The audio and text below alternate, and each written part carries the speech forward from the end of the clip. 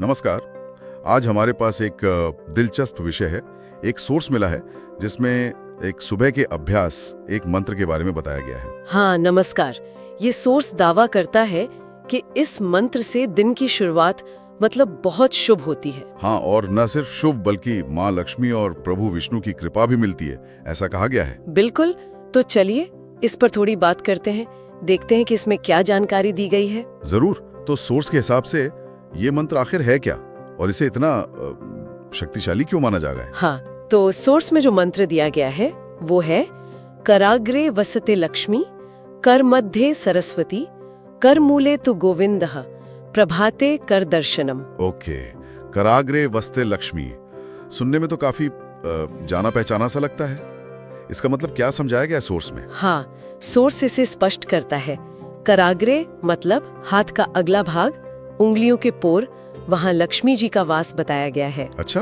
कर मध्य यानी हाथ के बीच के हिस्से में सरस्वती जी का, और कर मूले यानी हथेली के निचले हिस्से में गोविंद भगवान विष्णु का वास माना गया है। और प्रभाते कर दर्शनम, उसका मतलब है सुबह उठकर अपने हाथों को देखना।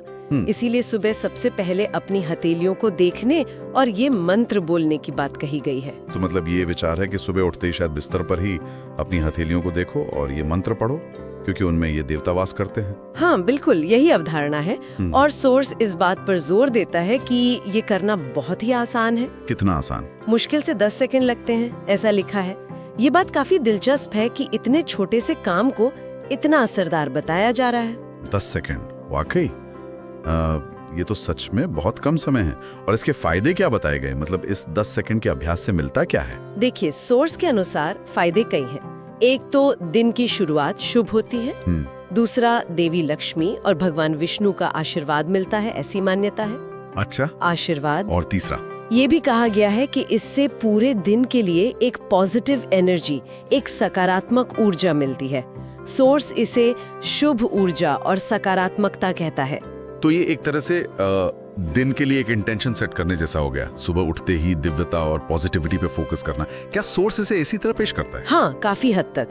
भाव यही है कि ये सिर्फ एक रस्म नहीं है, बल्कि एक सचेत क्रिया है।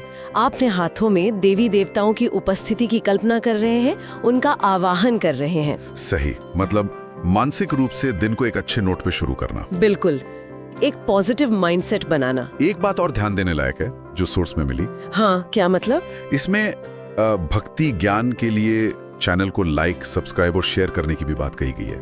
ये काफी आधुनिक तरीका है जानकारी फैलाने का। हाँ, ये दिखाता है कि कैसे पारंपरिक या आध्यात्मिक जानकारी भी आजकल डिजिटल माध्यम से शेयर की जा रही है।